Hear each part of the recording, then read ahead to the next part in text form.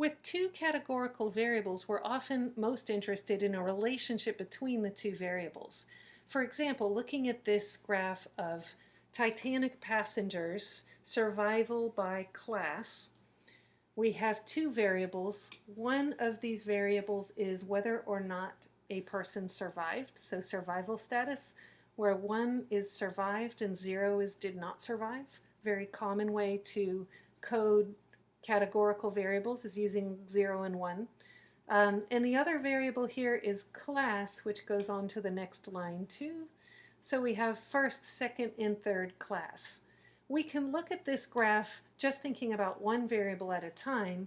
If I'm only thinking about the class variable, then I see that I have a bar height for first class, a bar height for second class, and a bar height for third class.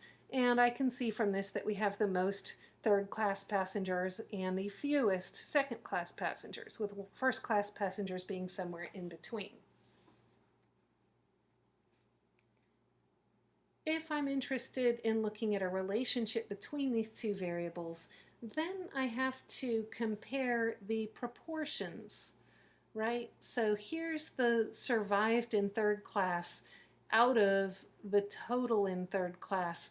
I want to mentally estimate this proportion. This looks like about a quarter, maybe, about 25% survive in third class. If I look now at second class, I can see that this looks like a slightly larger proportion, and we don't have to estimate the numbers, but what we're looking for is a ratio, right? What we're mentally estimating is not how big is the bar, but about what proportion of that bar is shaded this way. And so here we might say it looks closer to, let's say, 40% survived in second class. And in first class, we can tell that that's more than half, right? So for first class, definitely looks like a larger proportion than we are seeing in second and third. Maybe I would estimate that at about 70%. I'm not sure, I'm just very ballpark. So looking for an association between class of travel and survival in this graph, we're really comparing the proportions of these bars. Even if we don't try to convert them to numbers, we're at least getting a sense of whether the proportions all seem about the same. So it does look like survival status varies by class of travel. And in particular, the higher the class, and I put that higher in quotes here, higher class of travel. It's a little bit misleading because I don't mean a higher number, right? First class is considered a higher class than third class. So that higher is in quotes. It does seem that the higher your class of travel is in that sense, the higher your survival rates are, right? This does not automatically mean that the crew was biased toward helping first class passengers, right? We've all seen the movie Titanic, or, well, anyway, my generation has all seen the movie Titanic. First class passengers only, right? No one was there necessarily to know that that's how it happened. There are lots of reasons to think that it could have happened this way. There are other variables. This is certainly not a randomized experiment. First class passengers were likely to be on higher decks, right? In Titanic, the lowest deck was the first one to flood, and that was also third class for travel. So it could be the organization of the ship that explains it. It also could be that more elderly people were traveling first class, and that there could have been a bias towards helping the elderly, as we often see is the case. It takes time to save up enough money for that first class fare, right? Young people usually don't have that kind of money, and they don't necessarily have as much of a need for that level of comfort. So this is not proof that first class passengers were helped more, but it does appear that the survival status is higher for the higher classes. We're going to get a little bit deeper into the Titanic data now and create what's called a two-way table. If we have two categorical variables, we can create a two-dimensional display of the results. And what I have here is information presented in all three different possible ways. Generally, you won't have all three of these showing up in the same problem, but you might have all three of these showing up in different problems. So if we do this once with all three different ways that information can be expressed, then we can assume that we know how to interpret it.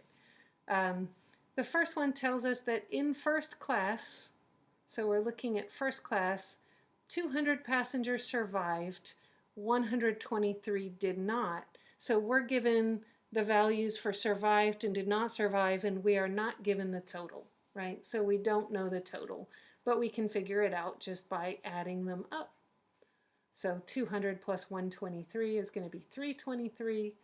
There's always going to be one piece missing. I shouldn't say always, but in this case, certainly there's one piece missing.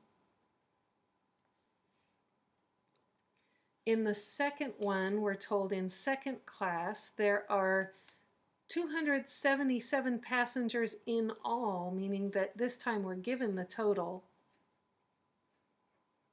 158 of whom did not survive, so we're not given the value that survived. So we would subtract, right? 277 minus 158. That gives us 119 who survived, etc. So this is what I mean about the information not all being presented in the same way. To create a two-way table, we want to identify the explanatory and response variable. Here, class of travel is our explanatory variable.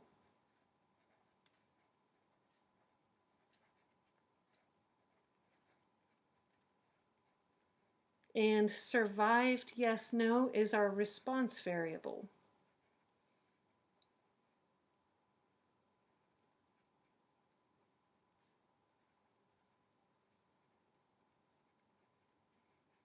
So I'm going to put the explanatory variable as my label of the columns and my response variable as my label, the explanatory variable over here, class, as the label of the rows, and the response variable survived as the label of the columns. And then I'm going to create a little table. My values for survived are yes and no, or 0 and 1, or survived, did not survive. My values for class are first,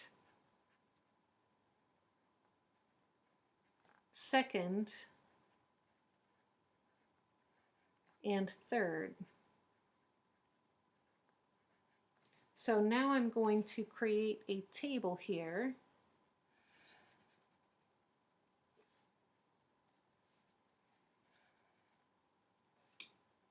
With these rows and columns labeled.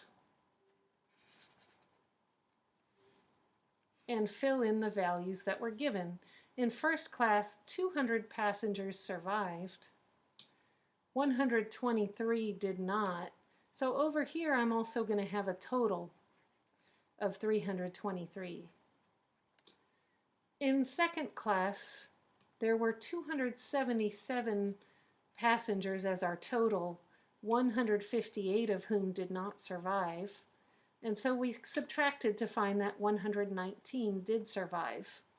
For third class, 181 out of a total of 709 passengers survived. So 181 is the number that survived, and I want to subtract in order to find out how many did not survive. So 709 minus 181 gets me 528. I can also fill in these totals down here at the bottom. These aren't a necessary part of a two-way table, but they are fairly common.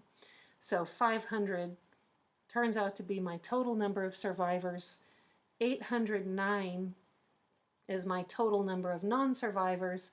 And then the table total down here in the corner, I can either add the column totals or the row totals, but I don't want to add them all together. So this looks a little easier. 500 plus 809 would get me 1309. And I can check it by also adding these together and see if I get that same 1309. It's the sum, the table total is the sum of all of these counts, so we don't want to add the totals twice.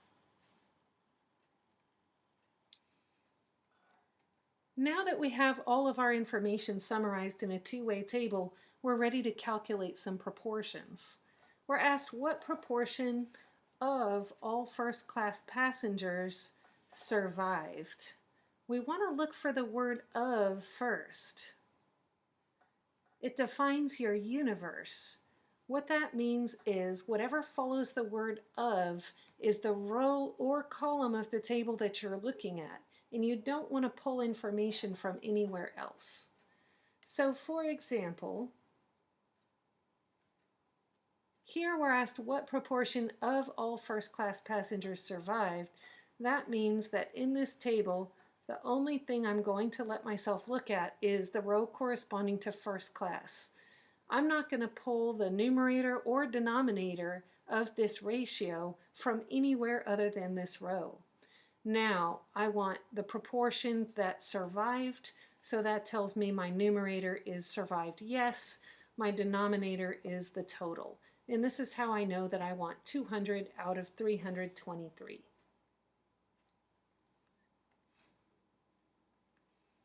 So 200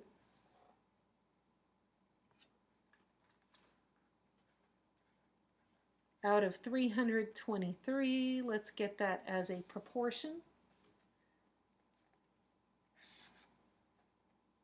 200 divided by 323 gets me 0.619. Let's go ahead and express that as 0.619. And using correct notation, we need to now think about whether this is a population or a sample. We're talking about all passengers on the Titanic. So all Titanic passengers. If there were a natural population to extend this to, maybe I would consider it a sample. But there haven't been lots and lots of shipwreck disasters similar in nature to the Titanic, so I think we're going to have to consider this a population. If this were a sample proportion, we would use p hat. Since it's a population, we are going to call it p. So that's where the correct notation part of this comes in. Has to do with whether it is a sample or a population. All right, go ahead and try what proportion of all third-class passengers survived. Pause the video and try that out, and I will fill it in just a moment. So again, I want to define my universe by what comes after the word of. Of all third-class passengers tells me that any numbers I use in this calculation must come from this row. I can't pull my denominator from one of the other totals. So both the numerator and the denominator come from the third-class passengers row, which is going to be survived divided by total, and I get about 25%. Once we want to start looking at a difference between proportions, then I need to use subscripts to differentiate them.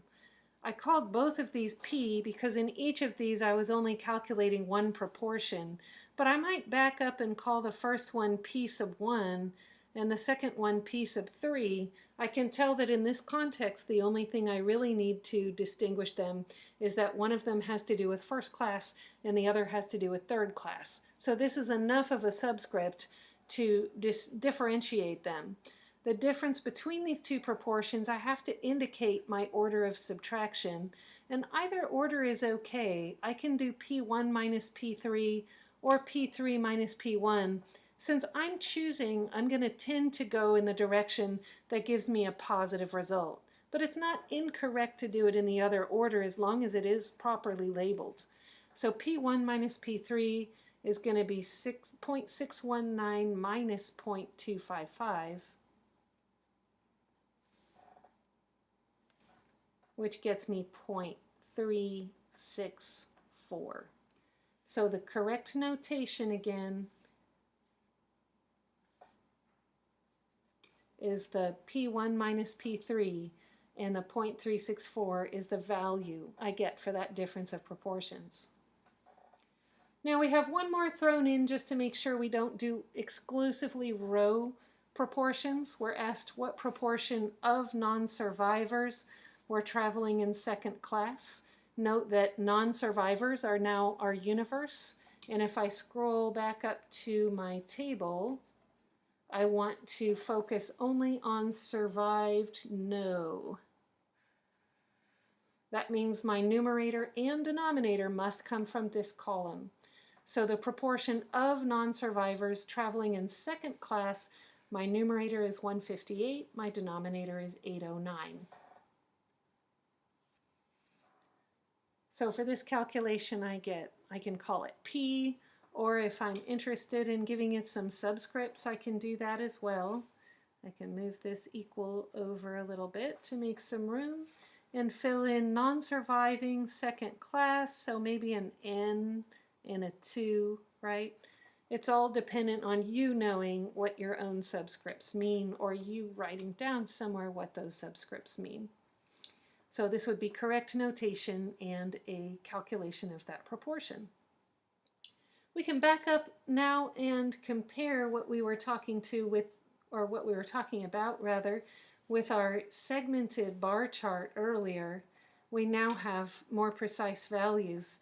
It looks like in first class we had close to a 62% survival, and in third class we had closer to a 25% survival. So those estimates we came up with just by looking at the bars were a little off, but still illustrated the same sort of pattern that we see here.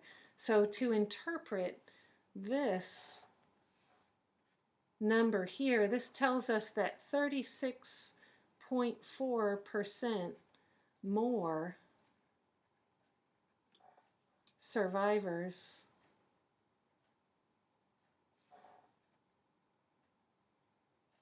or rather first-class passengers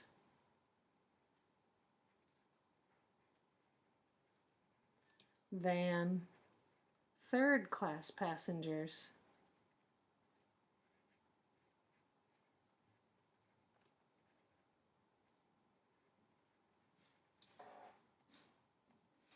Survived.